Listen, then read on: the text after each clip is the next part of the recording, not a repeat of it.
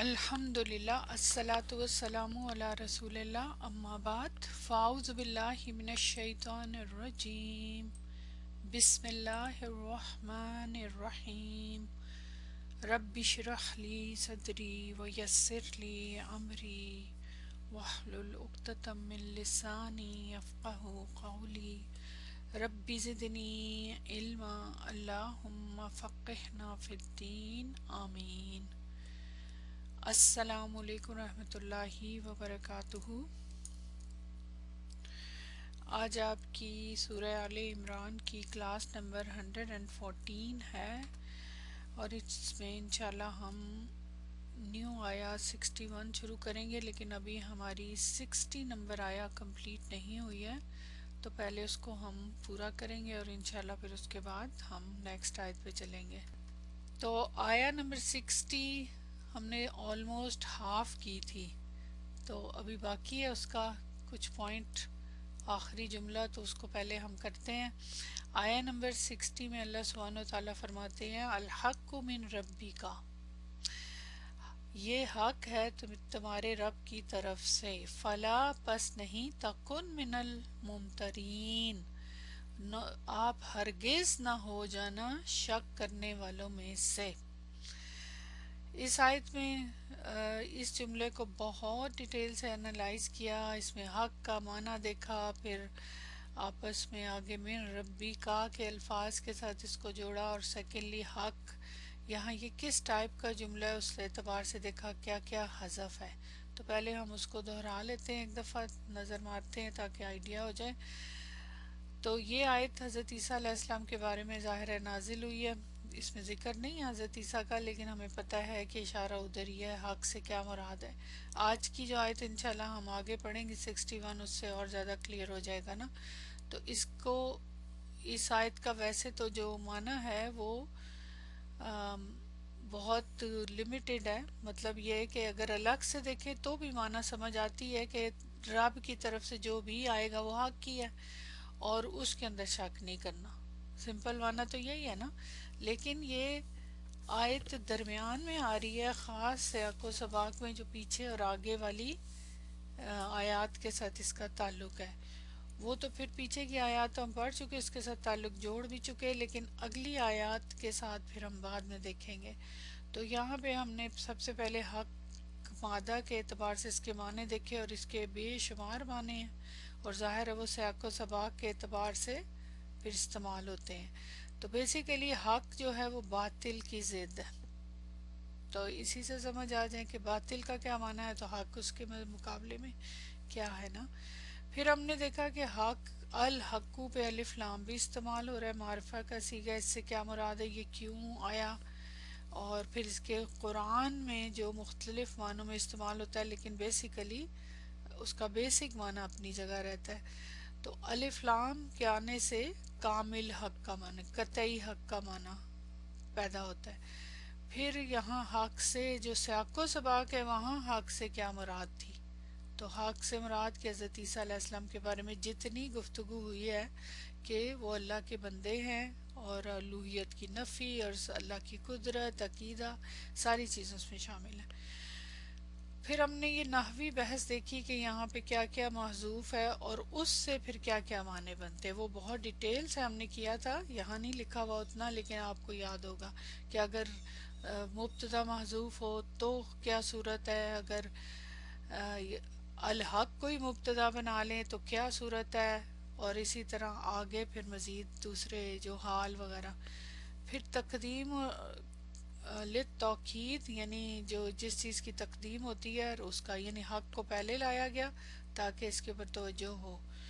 फिर ज़ाहिर है मिन रब्बी का, आपका रब, तो ये तशरीफ़ बिल इज़ाफ़ा है। जब भी अल्लाह ताला आप सल्लल्लाहु अलैहि वसल्लम की इजाफत ज़मीर के ज़रिए या जैसे भी अपनी तरफ करते हैं तो वो ज़ाहिर है आपकी शर्फ और तकरीम के लिए होती है। ये टॉपिक हमने देखा। फिर उसके बाद मिन रब्बी का मिनल मुमतरीन, इसमें 2 मरतबा मिन इस्तेमाल हुआ है। तो इस मिन को देखा हमने, पहला मिन इब्तिदाउल गाया था और दूसरा तबईज़िया, तो दोनों से क्या माने में फ़र्क पड़ा, अल्हम्दुलिल्लाह उसको बहुत डिटेल से देखा। फिर मिन रब्बी का किस से मुतल्लिक है, کیونکہ متعلق سارے دیکھنے ہوتے ہیں، تو وہ پھر ہم نے یہاں سے نکالا تھا حال الحق کائنن من ربی کا یا الحق صابرن من ربی کا، تو یہ سارا جملہ یہاں پہ موجود تھا. میرا خیال ہے یہاں ہی تک ہم نے کیا، یہ پارٹ کیا ہے. آگے پھر انشاءاللہ یہاں سے اب ہم سٹارٹ کرتے ہیں. رائٹ، چلیں اب آگے کی آیت جو ہے اس میں آیت کا جو حصہ ہے فَلَا تَكُن مِنَ الْمُمْتَرِينَ، پس نہیں تم ہو جانا کس میں سے، شک کرنے والوں میں سے. اس میں سب سے پہلا کلمہ ہے فا. یہ کس ٹائپ کا فا آپ کو لگ رہا ہے، اس کا کیا استعمال ہے بلاغت میں؟ دیکھیں یہ تو اب آپ کو کلیئر ہو گیا نا، میں بار بار نہیں دہراؤں گی کہ ایک ہوتا ہے الفاظ کا گرامر کے اعتبار سے، نحو کے اعتبار سے نام، اور پھر اس کا استعمال جب ہوتا ہے بلاغت کے اعتبار سے تو پھر وہ معنی کے اعتبار سے ڈیفرنٹ نام ہوتا ہے. ٹھیک ہے نا؟ تو اب یہ فا گرامر کے اعتبار سے کون سا فا ہے بتائیں؟ آپ میں سے ایک جواب آیا استئنافیہ، دو جواب آئے عطف، ہے نا؟ تو اگر ہم خود بھی دیکھیں کہ کیا معنی ہے، حق ہے تیرے رب کی طرف سے، بس نہیں تم ہونا من الممترین، تو کیا پیچھے اس کا تعلق جڑ رہا ہے بات کے ساتھ؟ ہاں؟ حق ہے تیرے رب کی طرف سے، پس نہیں تم ہونا، تعلق ہے نا؟ ظاہر ہے اس کا تعلق پیچھے والی بات کے ساتھ نہیں ہے، 100% ہے، کیونکہ اسی کے نتیجے میں کہا جا رہا ہے نا، اسی کے یعنی حق تیرے رب کی طرف سے آ گیا. شک کرنے من الممترین میں کیا ہے؟ ممترین شک کرنے والوں میں سے. من آپ نے بتایا تھا تبعیض کا ہے، تو تبعیض کا مطلب کہ ان میں سے، اس گروپ میں سے، ان لوگوں میں سے، وہ جو خاص گروپ ہے جو شک کرتا ہے اللہ کی طرف سے آئے ہوئے حق میں، تو اس میں سے تم شامل نہ ہو جانا. مطلب یہ ہے نا.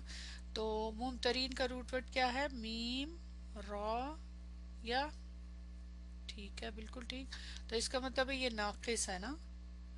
تو اب بتائیں یہ کون سی والی فارم ہے، فارم کون سی اور سیغہ کون سا؟ سیغہ تو شاید آپ بتا ہی چکے ہوئے ہیں، بتائیے. جی شاباش، فارم 8 ہے اور اس کا اسم فائل ہے. تو فارم 8 ہے اگر، تو اس کا ماضی کیا ہوگا؟ ماضی بتائیں. ام ترا، رائٹ، ام ترا یم تری، اور پھر اس کے بعد ممترونا اگر جمع میں ہو، ممتر اور ممترینا وغیرہ اس طرح نا. تو اب یہ قرآن میں نا مختلف سیاق و سباق میں استعمال ہوا ہے نا، تو یہاں پہ شک کے میننگ میں، یعنی اب وہ شخص سے کیا مراد ہے؟ بیسیکلی پہلے نمبر پہ خطاب کون ہے؟ آپ صلی اللہ علیہ وسلم. پھر تو ظاہر ہے اس کے بعد ہم سب ہے نا، مقصد تو ہمیں ہی بتانا ہے. آپ تو شک نہیں کرتے تھے نا، لیکن آپ کے ذہن میں کوئی کوشچن آ سکتا تھا لیکن شک نہیں آ سکتا تھا اللہ کے حق کے بارے میں نا. رائٹ، تو یہ پھر اس کا مطلب ہے یہاں اسم فاعل کا صیغہ جمع کا استعمال ہوا ہے. اب اسم فاعل جو استعمال ہوا ہے اس سے کیا فائدہ ہے، اس سے کیا فرق پڑتا ہے اسم فاعل کے آنے سے؟ شک کرنے والوں میں سے، بتائیں، بتائیے کیا اس سے معنی میں فرق پڑتا ہے؟ یعنی ہو سکتا تھا نا کہ تم شک نہ کرنا، رائٹ، ایسے بھی ہو سکتا تھا کہ شک نہ کرنا، لیکن یہاں ہے شک کرنے والوں میں سے، اسم فاعل جمع میں استعمال ہو رہا ہے. اس سے کیا فرق پڑا، اس سے کیا معنی میں اضافہ ہوا؟ ہاں کنٹینیوسلی، بالکل کنٹینیوسلی، یعنی اس کے اندر کیا آتا ہے؟ استمرار. اسم فاعل میں استمرار ہوتا ہے نا، اور جو صفت ہوتی ہے وہ کرنے والے کے ساتھ اٹیچ ہوتی ہے نا، مستقل کیفیت کو بولتے ہیں نا. ہاں اس کی شخصیت کا حصہ ہوتی ہے، تو شخصیت کا حصہ ہوتا ہے یہ. شک ایک دفعہ بھی تو ہوتا ہے پھر ختم ہو جاتا ہے، لیکن یہ مسلسل ایک اس کے میننگ میں پایا جا رہا ہے نا. تو مطلب یہ کہ جو ان کی عادت بن جائے یا طبیعت ہو نا، تو یہ اس کے میننگ میں استعمال ہو رہا ہے. اب یہاں سیاق میں جو استعمال ہو رہا ہے اس کو پھر ہم بعد میں دیکھتے ہیں، ٹھیک ہے۔ اب یہاں پہ دوسرا سوال ہے کہ اب یہاں پہ جو من الممترین تھا ہم نے ڈسکس کیا تھا کہ وہ متعلق کس کے ہے، دوبارہ بتائیں۔ من الممترین کس سے متعلق ہے؟ فلا تکن من الممترین، لا ناہیہ ہے، تکن مضارع، کانا کا فعل مضارع، اور اس کا اسم انتا کی ضمیر مستتر، اور آگے من الممترین جی خبر، خبر سے متعلق ہے، ٹھیک ہے۔ تو اب خبر الفاظ میں کچھ آئیڈیا ہے کیا بن سکتی ہے؟ معنی کے اعتبار سے نوٹس کریں کیا نکل سکتی ہے خبر معنی کے اعتبار سے۔ چلے کوئی مسئلہ نہیں ہے، یہ انشاءاللہ آپ کو پتہ چل جائے گا، اور بہت آسان ہے اس کا معنی نا۔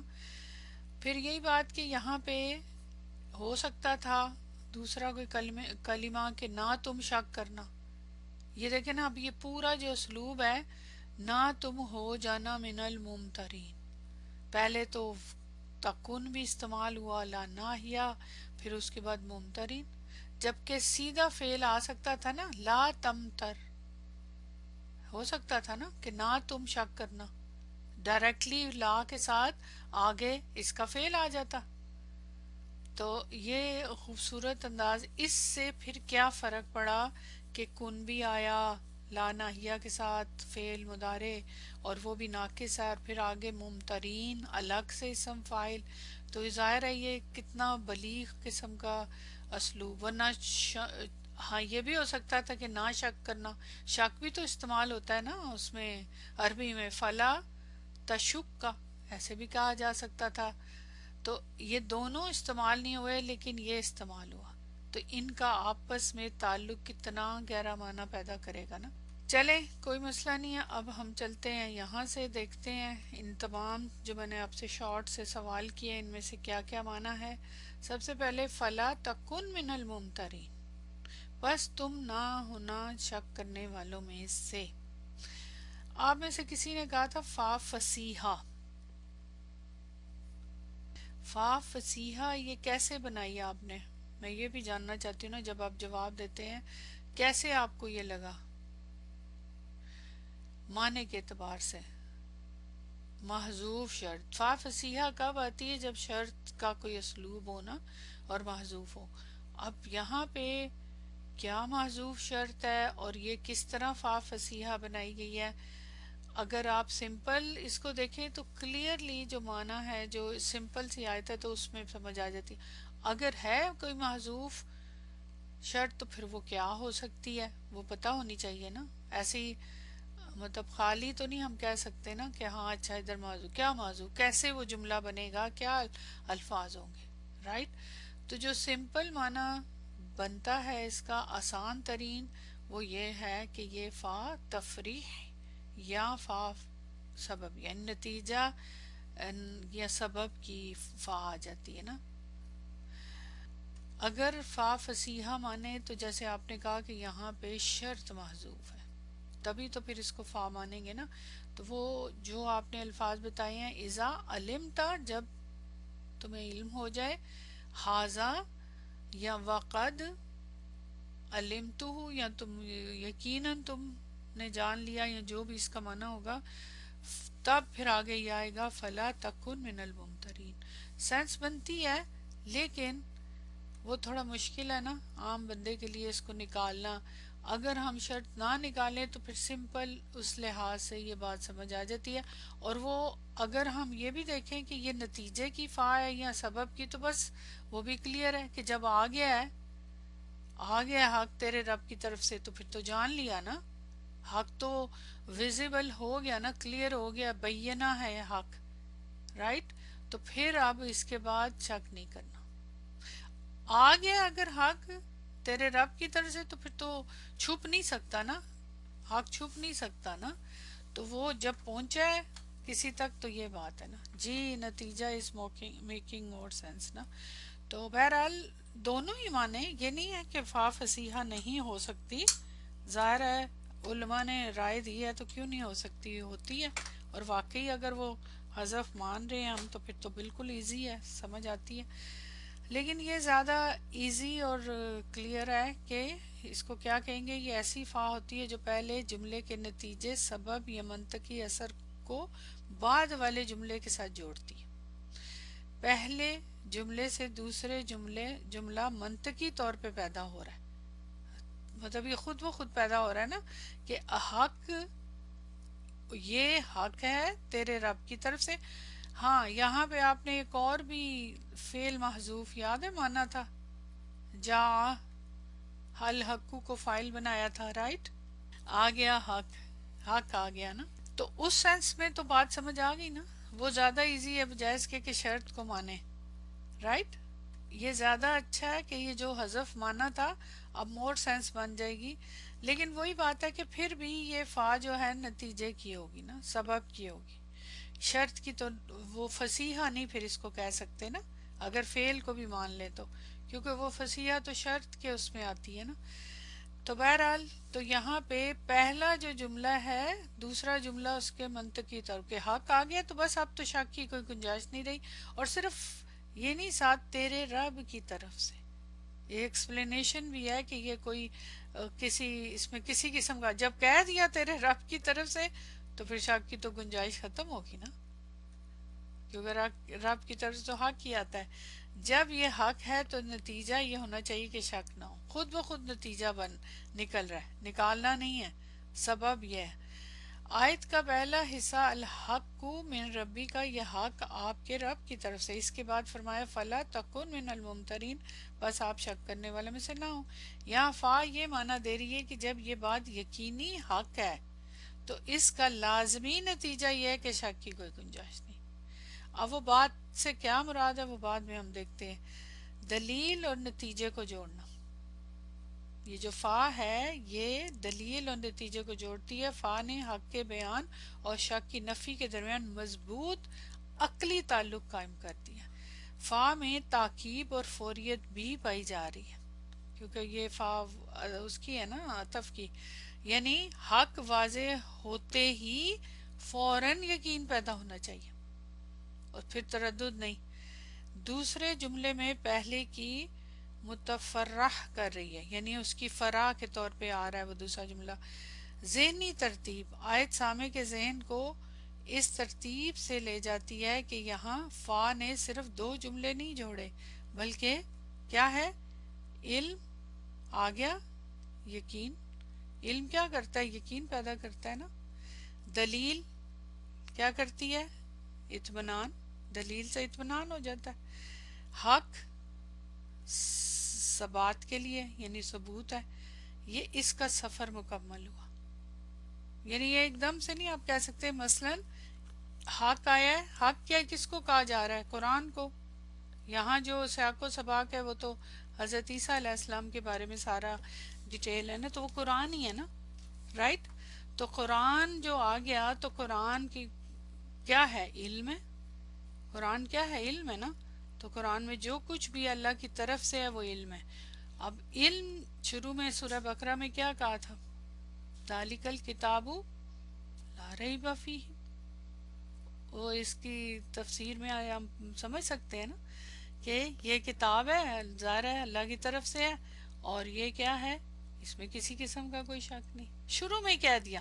اب دیکھیں ذرا کتنا کہاں جا کے اس کے ساتھ سمجھ آ جاتی ہے تفسیر کر کے کہ اللہ کی کتاب آ گئی، اللہ کا پیغام آ گیا تو شک کی تو کوئی گنجائش ہی نہیں، تو بلکہ یقین ہونا چاہیے۔ علم جو ہے یقین پیدا کرتا ہے، لیکن ساتھ دلیل جو ہوتی ہے وہ اطمینان پیدا کرتی ہے، اور پھر اس کے بعد یہ سفر ہے باقاعدہ طور پہ، یہ ذہن کے اندر یہ ترتیب آتی ہے، اور پھر یہ ثبوت ہے اس بات کا کہ اللہ کی طرف سے سفر مکمل کیا، تو یہ حق کا سفر ہے، سبحان اللہ۔ پھر اس کے بعد جو لا ہے، لا ناہیہ، لا ناہیہ ویسے تو سمپل ہوتا ہے کہ کسی چیز سے روکنے کے لیے کہ نہ کرو، عام اسلوب تو یہی ہے نا، لا نہیں کہتے ہیں اس کو۔ شک سے سختی سے روکنا، یقین پر ثابت قدم رہنا، امت کو بالواسطہ تعلیم دینا۔ اہم نقطہ یہ ہے کہ یہ خطاب ظاہر ہے آپ صلی اللہ علیہ وسلم سے ہے انتا کی ضمیر کے ساتھ، لیکن جتنے بھی خطاب، جتنے بھی احکامات آپ صلی اللہ علیہ وسلم کے لیے ہوتے ہیں، وہ سارے ہی کس کے لیے ہوتے ہیں؟ اصل میں امت کو تعلیم دی جا رہی ہوتی ہے۔ ان کے ساتھ جو بھی پیغمبروں کے ساتھ معاملات ہوتے ہیں، ان کے تجربات ہوتے ہیں، ان کے معجزات، جتنی چیزیں ان کے ساتھ معاملات کیے جاتے ہیں، اس کا مقصد کیا ہے؟ امت کو تعلیم دینا۔ تو اصل میں امت کو تعلیم، اہل کتاب کو تنبیہ، شک کرنے والوں کی مذمت مقصود ہے۔ تو یہاں اس کا مقصد لا کا نہ تم ہونا۔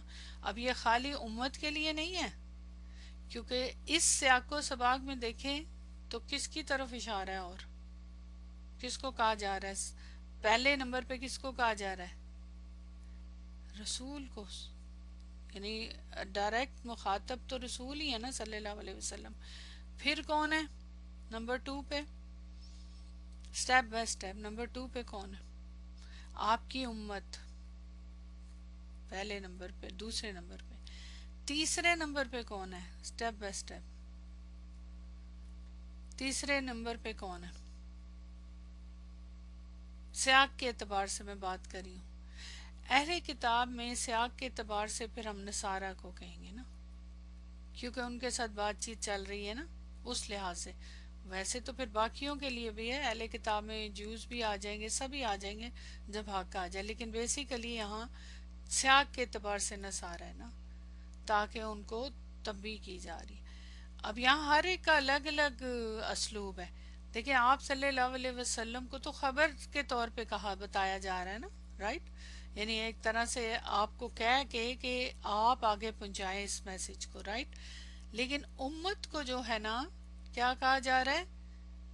تاکید کی جا رہی ہے نا، انہیں بھی علم دیا جا رہا ہے کہ اب یہ حق ہے تو اب تم نے شک نہیں کرنا، تردد۔ لیکن نصارہ جو ہیں ان کے لیے کیا ہے؟ تنبیہ ہے، کیونکہ انکار تو یہ کر رہے تھے نا، امت تو انکار نہیں کر رہی تھی، وارننگ ہے بالکل۔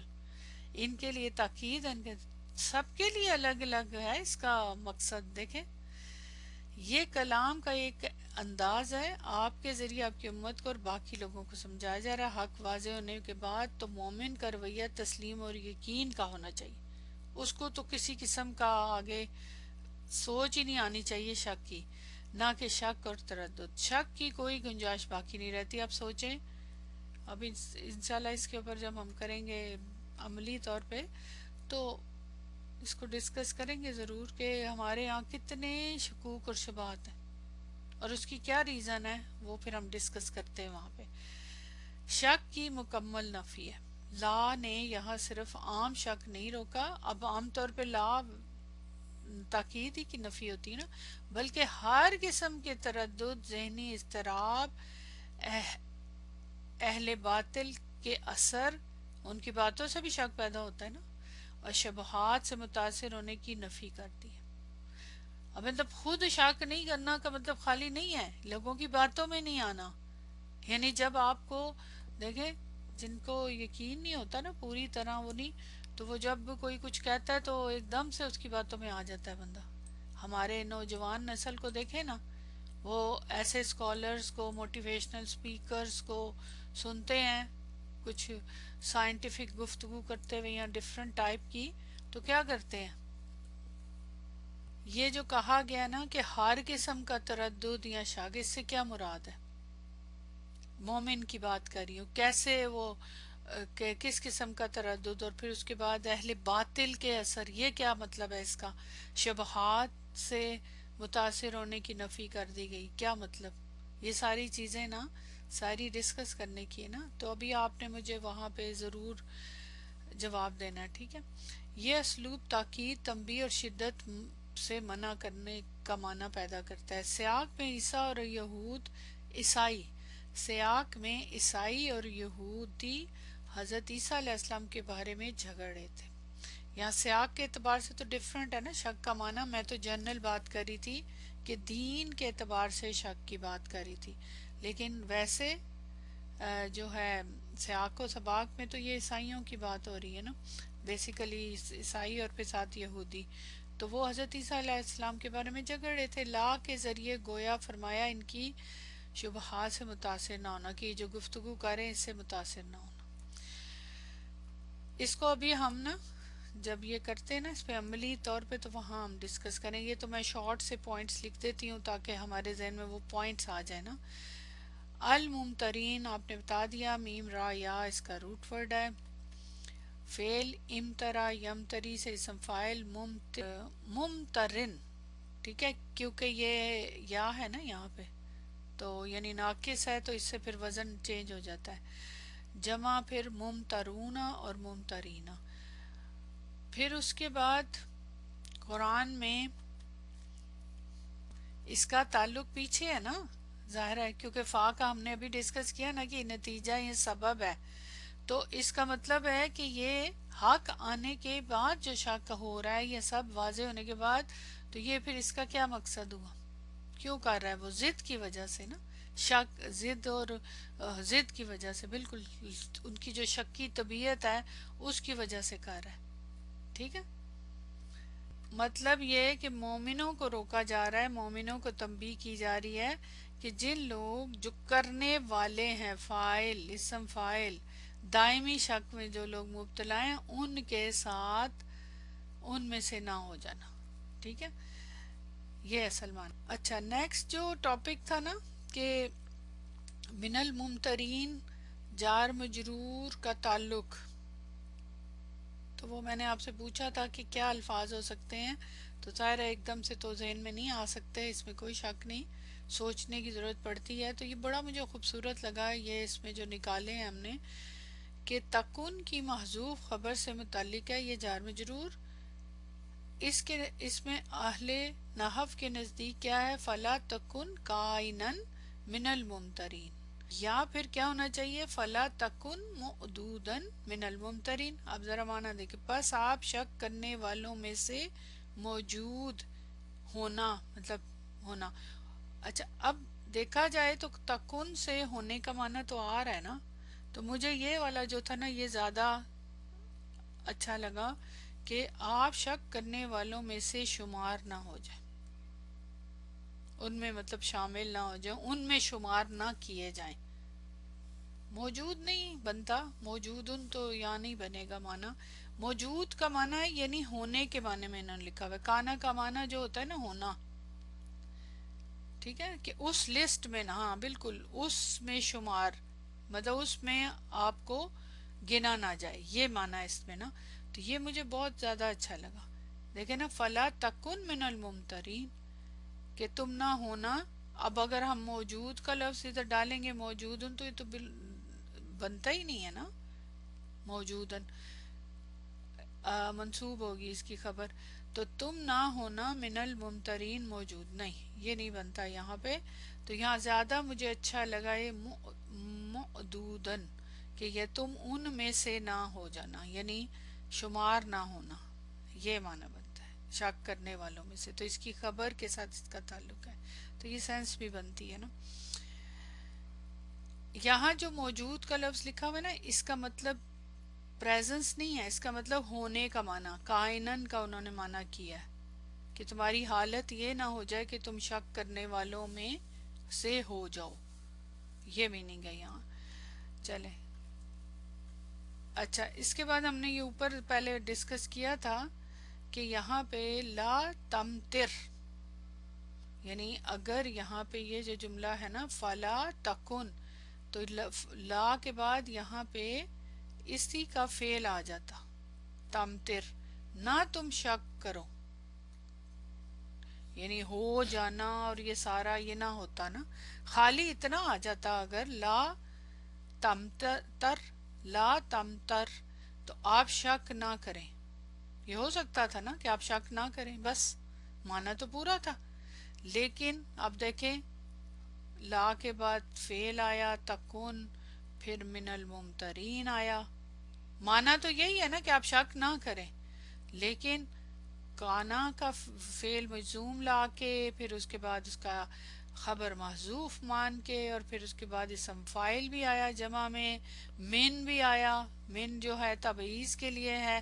تو اتنی بہت ساری چیزیں لائے گی، جبکہ آپ کو پتہ ہے اختصار زیادہ ہوتا ہے قرآن میں، لیکن جہاں پہ بات کو بلیغ طریقے سے سمجھانا ہے وہاں پھر کبھی کبھی بات ڈیٹیل میں بتائی جاتی ہے، اور مقصد یہ نہیں ہے کہ خالی ڈیٹیل ہے، الفاظ کا چناؤ بھی نا، بلکہ قرآن نے اس سے زیادہ بلیغ اسلوب اختیار کیا، لا تکن من الممترین، کیونکہ صرف شک سے منع کرنا مقصود نہیں تھا، بلکہ اہل شک کی جماعت، ذہنیت اور رویے سے دور رکھنا مقصود تھا۔ سبحان اللہ، ہاں بالکل، سم پیپل، بالکل، تو جو ایسی جماعت جو تھی اس سے بچانا، شک کرنا نہیں خالی کہ شک نہ کریں، وہ تو شروع میں ہی اللہ تعالیٰ نے کہہ دیا تھا جب قرآن آیا کہ ذالک الکتاب لا ریب، کہ یہ وہ کتاب ہے جس میں کوئی شک نہیں، اور پھر یہ متقین کے لیے، تو وہیں سے مومن کے لیے تو وہیں سے لیسن آ گیا نا، یقین پیدا ہو گیا۔ لیکن ایکچولی ایون شروع میں پڑھ لیا، لیکن پھر بیچ میں جو اہل شک والے ہوتے ہیں جماعت، وہ آپ کو بہکا دیتے ہیں، اور دیکھ لیں ابھی ہمارے آج کل کی جنریشن کتنی چیزوں میں شک پہ ہے، ابھی ہم اس پہ ڈسکس کرتے ہیں، تو اس ذہنیت اور رویے سے دور رہنا مقصود ہے، تو اس لیے اسم فاعل لانا ضروری تھا۔ شک کرنے والوں کے گروہ میں شامل ہونے سے منع کیا ہے، شک کی عادت اور طرز فکر سے بچانا ہے کہ اس کی عادت نہ پڑ جائے، وہ والا انداز نہ ہو جائے، اس لیے یہ زیادہ معقد اور بلیغ ہے۔ اہل کتاب کے شبہات سے متاثر ہونا بھی مناسب نہیں، یعنی اہل کتاب خاص طور پہ ان کے ساتھ جب رہتے ہیں یا ان کے ساتھ ڈیل ہوتی ہے تو وہ پھر زیادہ، آپ کو پتہ ہی ہے ان کے پاس کیا کیا طریقے ہیں نا، تو یہاں پورے جملے کی بلاغت اور اچھا اسلوب التوکیدی و تثبیتی، تاکید اور تثبیت کا اسلوب، یعنی ثابت، تاکید اور ثابت کرنے کا اسلوب۔ آیت میں سب سے پہلے الف لام، التقدیم الاضافتی، النہی اسم فاعل، یعنی الحق استعمال ہوا نا الف لام کے ساتھ، اس کی تقدیم تھی، پھر اضافت من ربی، اور پھر اس کے بعد نہیں، اور پھر اسم فاعل، سب مل کر یقین کو مضبوط کرتے، یہ سارے اپنا اپنا رول ادا کرتے، الحق جمع، پھر پلس اس کی تقدیم، اور پھر اضافت من ربی کا، اور پھر نا، لا ناہیہ اور اسم فاعل۔ پچھلی آیت کے ساتھ اگر اس کا ربط کریں، کیونکہ وہ تو کرنا ہے ہم نے، پھر اگلی آیت کے ساتھ بعد میں کریں گے، اسی سے تو یہ تعلق ہے اس کا، یہ قرآن کی نہایت حسین ترتیب استدلال کی مثال ہے، ترتیب یوں بنے گی، آیت 59 حضرت عیسیٰ علیہ السلام کی حقیقت پر دلیل، نوٹ کرتے جائیں، ٹھیک ہے، اس میں کیا تھا، حضرت 59 میں حضرت عیسیٰ علیہ السلام کے بارے میں دلائل دیے گئے نا، پیدائش کے بارے میں، آیت 60 میں اس دلیل کی حقانیت کا اعلان، کہ جو دلیل دی ہے یہ حق ہے۔ آیت 59 نے عیسائی عقیدہ توڑا، اور وہ کیا تھا، عیسائی عقیدہ کیا تھا بتائیں، جس کو توڑا ہے آپ کی پیدائش کا بیان کر کے، جی آپ کی الوہیت کا، یعنی حضرت عیسیٰ علیہ السلام کے بارے میں کہ وہ انسان نہیں ہیں، الہ ہیں، نعوذ باللہ، اور باقی سارا جتنے بھی عقائد ہیں، آیت 60 میں ہر شک ختم کر دیا، حقیقت واضح ہو گئی اس بارے میں، عقیدے کے بارے میں۔ پھر اس کے بعد آیت 59 عقلی دلیل کیا، پیدائش کے بارے میں دی گئی، اور آیت 60 میں حق کا قطعی اعلان کہ یہ حق ہے، آپ کی جو دلیل دی گئی کہ آپ اس طرح پیدائش اور سارا۔ آیت 59 میں پہلے عقل کو مطمئن کیا گیا عقلی لحاظ سے، آیت 59 میں، آیت 59 میں پہلے عقل کو مطمئن کیا گیا عقلی دلائل دے کے، اور پھر دل کو مطمئن کیا گیا، سبحان اللہ، کیونکہ ظاہر ہے یہ دل کی بات ہے نا، کہ یقین کرنا حق آ گیا تیرے رب کی طرف سے، تو یہ آپس میں ان کا تعلق ہے، یہ اکیلی آیت نہیں ہے، یہ آئی اسی لیے کہ پچھلی بات جو ہے، جو پیچھے جو کچھ بھی بیان ہوا ہے اس کو اللہ تعالیٰ کی قدرت، آپ حضرت عیسیٰ علیہ السلام کے بارے میں ساری چیزوں کو آپس میں کنیکٹ کرنے کے لیے، تاکہ یقین پختہ ہو، اور جو بھی شک اور شبہات ہیں وہ ختم ہونا، تو یہ ہے یہاں پہ جی سیٹسفیکشن وتھ لاجک، بالکل۔ تو اس آیت کے اندر ایک ایک لفظ کو آپ نے سمجھ لیا، الحمدللہ، اب ظاہر ہے یہ ہمارے لیے بیسیکلی تو اب اس کے اوپر ہمیں غور و فکر کرنا ہے کہ اس کا کیا عملی زندگی میں ہم نے عمل میں لانا ہے. یہ حقیقت میں اس میں سے تو بہت سارے لیسن نکلتے ہیں. تو اب آپ لوگ بتاتے جائیں کہ یہ عام زندگی میں آپ دیکھتے بھی ہیں یا ہمارے ساتھ بھی پیش آتا ہے یا کیسے اس چیز کو لیا جاتا ہے. سب سے پہلے دیکھیں حق من ربی کا، حق تیرے رب کی طرف سے. بتائیں اس میں سے کیا لیسن ہے لفظ کے اعتبار سے، جملے کے اعتبار سے، اور جو معذوف ہے اس کو بھی استعمال کر سکتے ہیں. آنکھیں کھلی رکھنا اور حق کو پہچاننا. ٹھیک ہے، تھوڑا سا نا عملی بتائیے گا. حق کس پروون قرآن، ہر صحیح بات رب کی طرف سے بتا دی گئی ہے. آگے چلیں. فلا تکن من الممترین، پس نہیں تم ہونا من الممترین. اوکے بتائیں اس میں کیا ہے، کیسے ممترین کون لوگ ہوتے ہیں ہماری عام زندگی میں، کیسے یہ ممترین والا طبقے کو ہم پہچانیں، کیا کریں، کیسے پتہ چلے یہ کون لوگ ہوتے. خالی یہود اور نصارہ ہیں کیا؟ مسلمانوں میں سے نہیں ہو سکتے ممترین؟ اور اگر ہوتے ہیں تو وہ کیسے ان سے بچنا ہے، وہ کیا طریقے اختیار کرتے ہیں؟ یہ بہت امپورٹنٹ ہے کیونکہ یہ بہت زیادہ ہو بھی رہا ہے. in every moment situation of everyday life. شاباش. ہاں always دعا. Very good. عقیدہ از ناٹ فرم. ٹھیک ہے، ایمان کو اسٹرانگ رکھنا. ٹھیک ہے، مطلب شک کرنے والوں میں کیسے، مثلاً ایک مسلمان ہے رائٹ، اسلام اس کو پتہ ہے، قرآن بھی پڑھتا ہے. جو تو پڑھتے نہیں ہیں نا ان کا تو جو جن کو علم نہیں ہے ان کو تو چھوڑ دیں، کیونکہ وہ تو کہیں بھی کہتے ہیں نا وہ تھالی کا بینگن ہوتے ہیں نا رائٹ. جو قرآن نہیں پڑھتے، دین کا علم نہیں لیتے، سنت کے بارے میں نہیں پتا، ان کے بارے میں تو بات ہی نہیں کرنا فضول ہے، کیونکہ وہ تو 100% شک میں جائیں گے چاہے وہ مسلمان ہیں، وہ ممترین میں چلے جائیں گے. وہ تو کبھی ادھر کبھی ادھر، اگر ضرورت پڑے گی تو پوچھ لیں گے، جتنا آسان لگے گا مفاد کو وہ نہیں ٹکر لگے گی وہ تو عمل کر لیں گے، لیکن جہاں لگے گی وہاں چھوڑ دیں گے. ایسے ہی ہوتا ہے نا، آپ نے دیکھا ہے ایسا طبقہ بہت ہے. لیکن جو واقعی قرآن کے طالب علم ہیں، طالب علم سے مراد کے قرآن کا علم جانتے ہیں ایٹ لیسٹ اتنا کہ انہیں پتہ ہے کہ قرآن میں اللہ تعالیٰ نے کیا فرمایا ہے، اور پرافٹ صلی اللہ علیہ وسلم کی زندگی کیسی تھی، صحابہ نے کیا بتایا، کیسے اس حق کو لیا، کیسے اس کے اوپر یقین کرنا ہے اور شک میں نہیں آنا، اس کے لیے کیا طریقہ کار ہے ان کے پاس. فتنوں کے بارے میں علم حاصل کرنا. ویری گڈ، بہت اچھا آپ نے پوائنٹ بتایا ہے کہ بیسیکلی جو فتنے اٹھتے ہیں نا، دیکھ لیں آج کل کچھ عرصے سے بہت ساری چیزیں ایسی نئی نئی نکل رہی ہیں، نئی نئی باتیں نکلتی ہیں نا، کبھی سائنس کی طرف سے، کبھی کسی کی طرف سے، کبھی کسی کی طرف سے. تو کب ان سے بچا جا سکتا ہے، کیا طریقے ہیں؟ ہاں، جب آپ کے پاس خود علم ہوتا ہے نا. علم کیا ہے؟ علم جو ہے بہت بڑا ہتھیار ہے، آسان. دیکھیں اگر آپ دیکھیں اس میں شروع میں جو کہا گیا ہے ذالک الکتاب، کہ یہ کتاب ہے اس میں کوئی شک نہیں، یہی کہا ہے نا، یہ کتاب ہے اس میں کوئی شک نہیں. تو کتاب اگر بند پڑی رہے گی، کتاب قرآن کو کہا گیا ہے نا، کتاب بند ہے، بند کر کے رکھی ہوئی ہے اور وہ خاص موقعوں پہ اٹھائی جاتی ہے اور اس کو بس تلاوت کی یا اس طرح. تو کیسے پتا چلے گا کہ اس میں کس چیز میں شک ہے اور کس میں نہیں ہے نا؟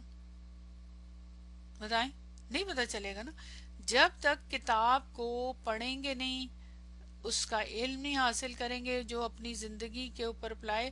اور پھر صرف سمپل سمپل علم سے تھوڑی بات سمجھ آ جاتی ہے نا، کیا خیال ہے؟ تو اس لیے، اور پھر وہی بات آپ نے بہت اچھی بات اوپر بولی کہ علم بھی جب لینے نکلیں تو پھر وہ بھی دیکھیں کہ کہاں سے لینا ہے، کون سی جگہ صحیح ہے کون سی غلط ہے. غلط جگہ پھنس گئے تو پھر تو مارے گئے نا، یہ بھی تو ایک مسئلہ ہے نا. ایک تو یہ پوائنٹ کہ غلط سے کیا مراد، بہت سے لوگ غلط، مثلاً ہم نام لے کے بول سکتے ہیں کہ جو لوگ غلط اسکالرس کے ہاتھوں مثلاً غامدی. ابھی ریسنٹلی گیٹ ٹوگیدر میں میرے اپنی فیملی کے ممبر کے ایک تھے، انہوں نے ان کی رائے کے بارے میں نا بات کر رہے تھے، یعنی ان کو دل کو لگ رہی تھی، کیونکہ آپ کو پتہ ہے نا کہ یہ صاحب جو ہیں غامدی صاحب، یہ کئی چیزوں کو آسان کر کے بتانے کی کوشش کر رہے ہیں نا، یعنی بہت سارے اللہ کے قوانین کو ہٹا رہے ہیں. تو اس کی جگہ نہیں یہ بھی مشکل نہیں، یہ بھی مشکل نہیں ہے، جیسے سود ہے اور بھی بہت ساری چیزیں. تو لوگوں کو تو آسانی اچھی لگتی ہے نا، تو ان کی طرف پھر جاتے ہیں نا. تو پہلی بات کہ غلط علم اس کو کہتے ہیں.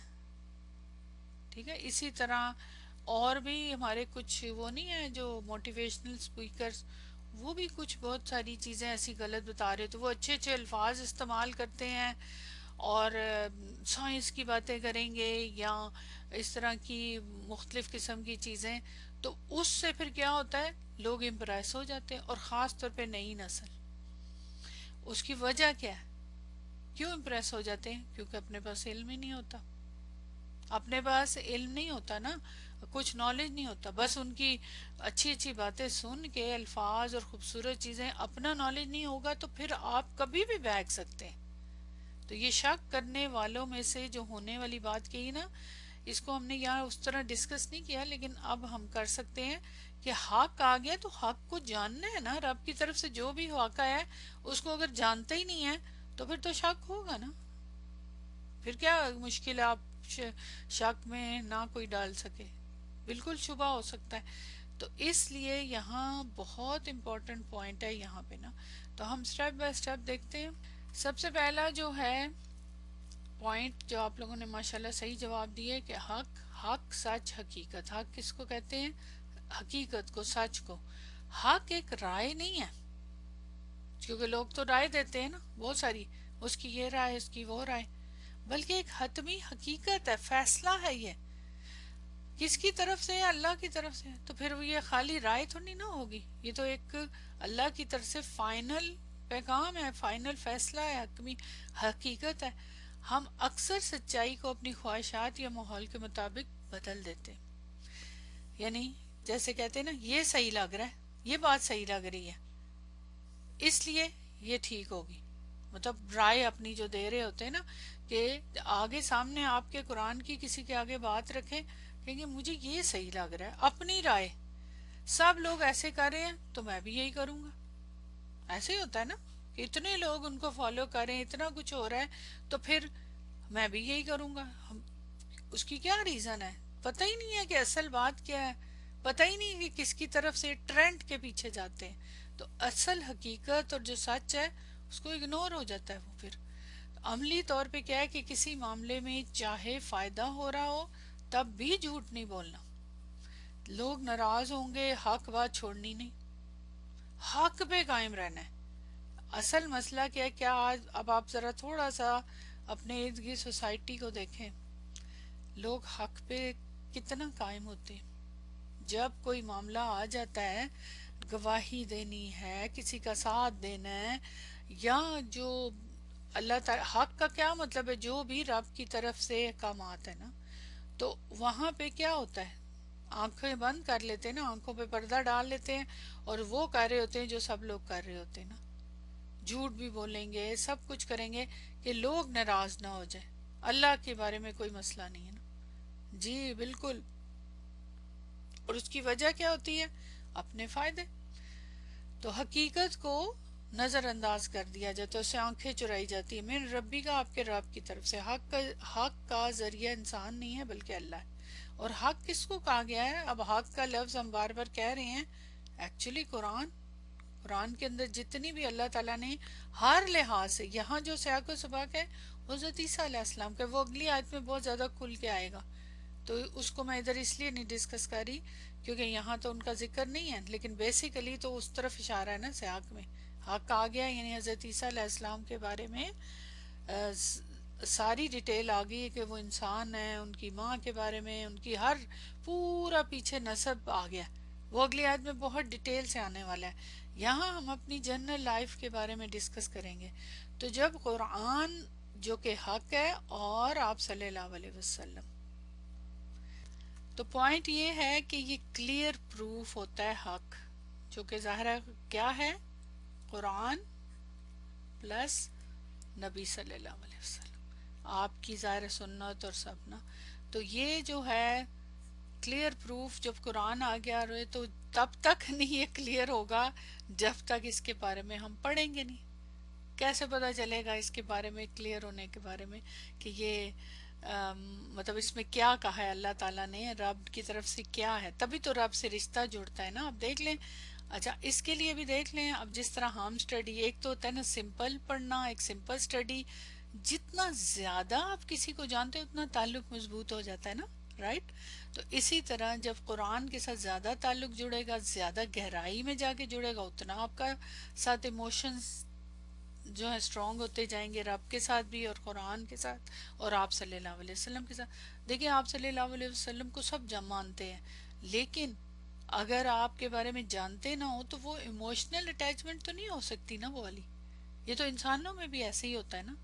تو پوائنٹ یہ ہے کہ علم حاصل کرنا ہے، اور پھر علم حاصل کرنے کے لیے صحیح جگہ پہ جانا ہے.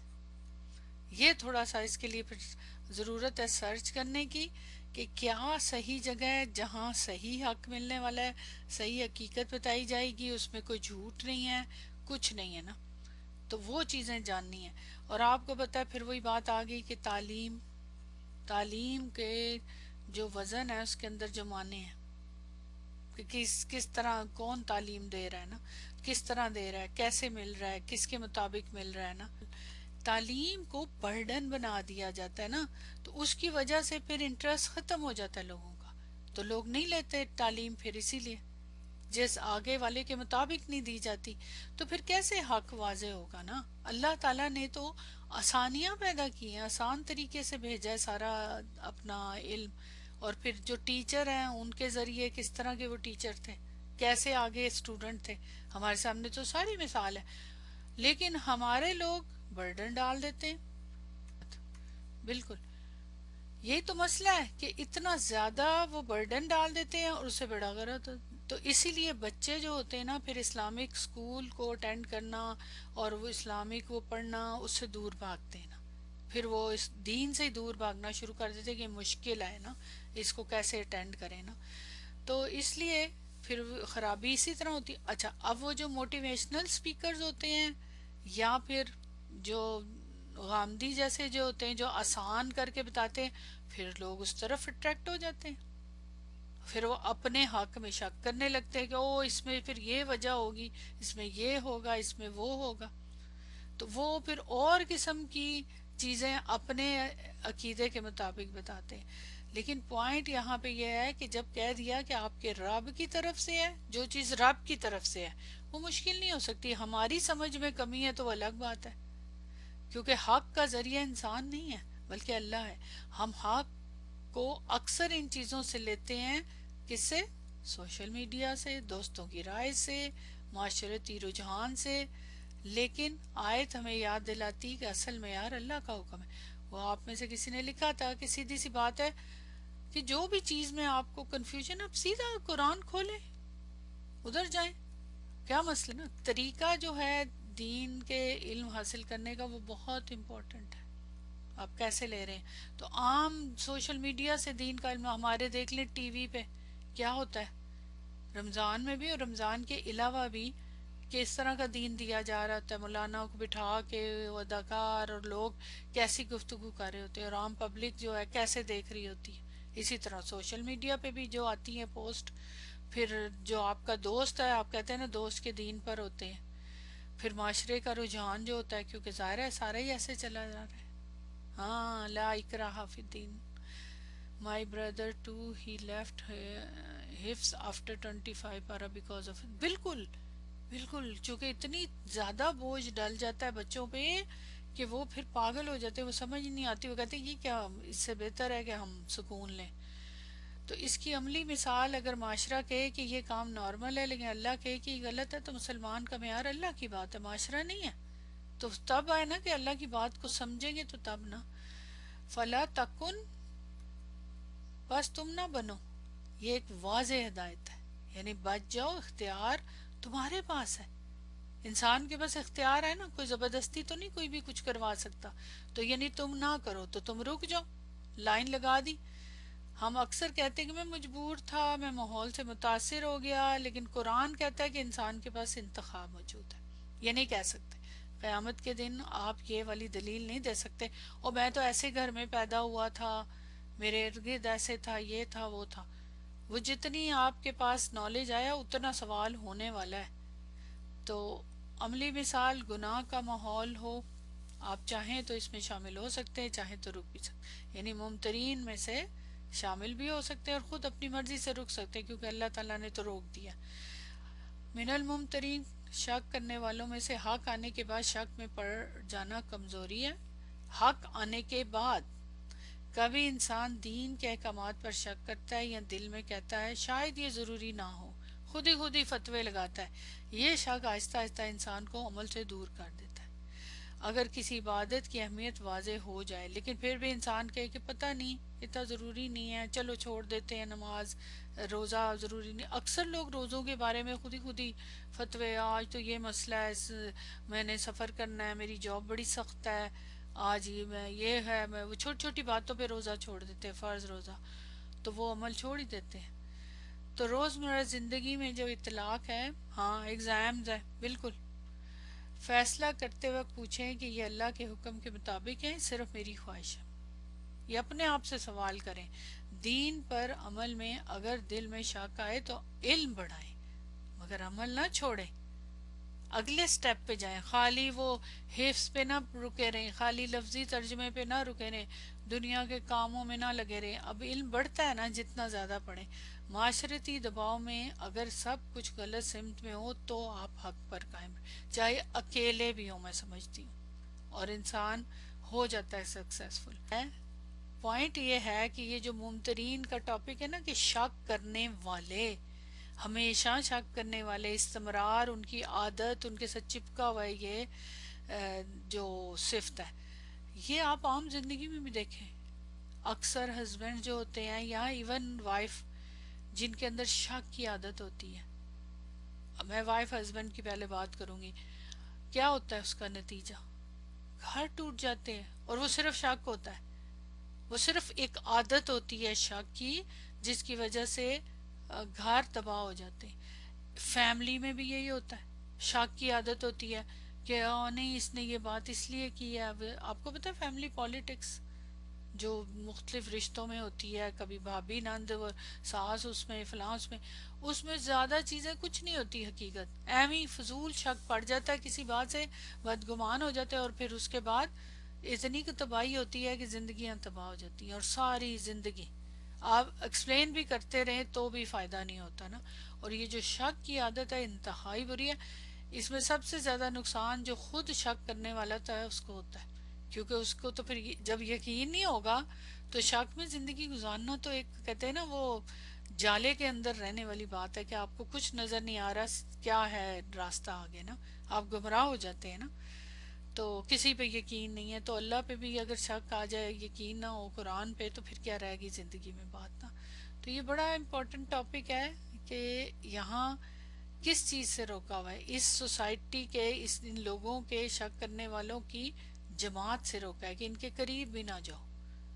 تو یہ جماعت پھر کسی میں سے بھی ہو سکتی ہے، مسلمانوں میں سے بھی ہو سکتی، موٹیویشنل سپیکر بھی ہو سکتے ہیں، ہمارے علماء سو بھی ہو سکتے ہیں، اور اسی طرح جو اہل کتاب ہیں ان کے ساتھ اگر دوستی ہے تو وہ تو خیر پہلے ہی الٹی سیدھی باتیں کرتے ہیں نا. جی بالکل، وسوسہ، شک، بدگمانی، بروکن ٹرسٹ سب کچھ لاسٹ کر دیتا ہے نا. بہرحال یہ سمجھ ہی گئے ہوں گے آپ کے اس کا کیا مقصد تھا، اس آیت کے کتنے امپورٹنٹ پوائنٹ ہیں. تو حق کیا ہے؟ آپ صلی اللہ علیہ وسلم کی ذات اور قرآن اور وہ سب بیان، اور اس کا تعلق پیچھے کیسے ہے کہ جو حضرت عیسیٰ علیہ السلام کے بارے میں ساری انفارمیشن دی اللہ تعالیٰ نے، ان کے بارے میں بتایا، وہ سارا کا سارا حق ہے اور اس میں اب شک نہیں کرنا. اب وہ اس کو اگلی آیت کے ساتھ ہم جوڑیں گے تو بات پھر مکمل ہو جائے گی، نقشہ مکمل ہو جائے گا. تو الحمدللہ رب العالمین، یہ آیت تو پوری ہو گئی ہے. تو انشاءاللہ اب نیکسٹ کلاس میں ہم یہ نیکسٹ آیا پڑھیں گے، کیونکہ یہ نیکسٹ آیا جو ہے اسی سے ریلیٹ کرتی ہے، آج تو نہیں ہم پڑھ سکے، تو انشاءاللہ نیکسٹ کلاس میں شروع کریں گے، ٹھیک ہے؟ اور اب ہم دعا کے ساتھ کلاس ختم کرتے ہیں کہ خاص طور پہ آج کی جو آیت تھی اس میں حق کی بات ہوئی، اس سے بڑی نعمت کیا ہو سکتی، تو اس کا شکر ادا کرتے ہیں۔ الحمدللہ الذی بنعمتہ تتم الصالحات، تمام تعریف اللہ کے لیے ہیں جس کی نعمتوں سے تمام نیک کام پورے ہوتے ہیں۔ تو یہ ایک نیک کام پورا ہوا آج کے دن، انشاءاللہ تعالی نیکسٹ کلاس میں ہم اگلی آیت پہ جائیں۔ تو کلاس ختم کرتے ہیں۔ سبحانک اللہم و بحمدک، اشہد ان لا الہ الا انت، استغفرک و اتوب الیک۔ السلام علیکم و رحمۃ اللہ۔